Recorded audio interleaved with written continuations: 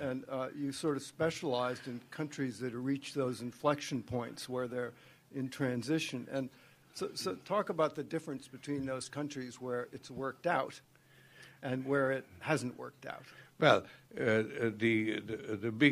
my first major effort, my first one was in South Africa, but afterwards Eastern Europe, when the Soviet Union, the Soviet Empire collapsed, and as the empire collapsed, I moved in and picked up the pieces.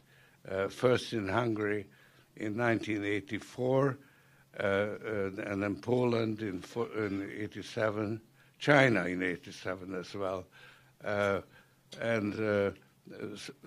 So this is how the Soros Empire was replacing the Soviet Empire. And how do you think you're doing in your imperial ambitions? Well, as you can see, you take Russia, which is actually where I'm most involved currently, and it's a replay, but of what we went through at the time of the collapse of the Soviet Union. But unfortunately, the big difference is that then you had a moribund Soviet Union, and you had an emerging European Union. It was the height of the European Union, of the integration. And now you have the reverse. You have a resurgent Russia, and unfortunately, a disintegrating European Union. And that's a very sad development. But I think the foundation has made a contribution, so I consider it a success to be involved. And particularly because my main involvement actually in Ukraine, where there is a new Ukraine, which is eager to be part of the European Union and or to be a European democratic country. And actually, the people involved, almost every one of them, had been somehow in contact with the foundation. So it's the both inside government and civil society. It's all people who I meet, and they tell me that somehow they are connected. And that is very gratifying. So 25 years of work has really paid off. So in that sense, it's similar to Myanmar. I think it's actually more successful.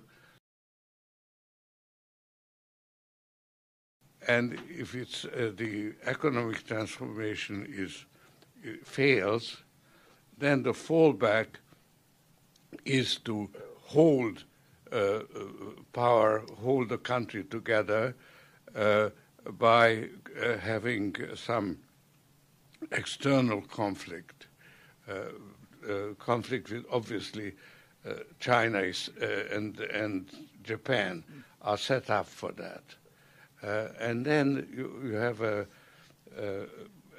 very dismal prospect for the world.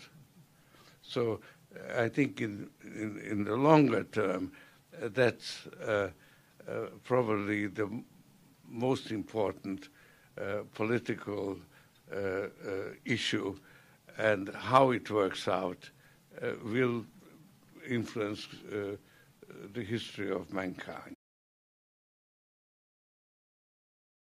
Well, we are now in a very, very difficult global situation because you actually have a collapse in global governance. And the absence of order leads to disorder. So we now have a period of global disorder. And that means that crises that used to be settled by some form of international intervention actually don't get settled. They fester and they accumulate. And as the numbers grow, each crisis could be settled perhaps on its own, but they are all interconnected. And the losers in one conflict tend to be the spoilers in the other conflicts. And therefore, the conflicts don't get settled. So you have them accumulating. If you go back, let's say the Israel-Palestinian conflict is probably one of the longest festering one, and they are not any closer to not any closer to solution. Then you have,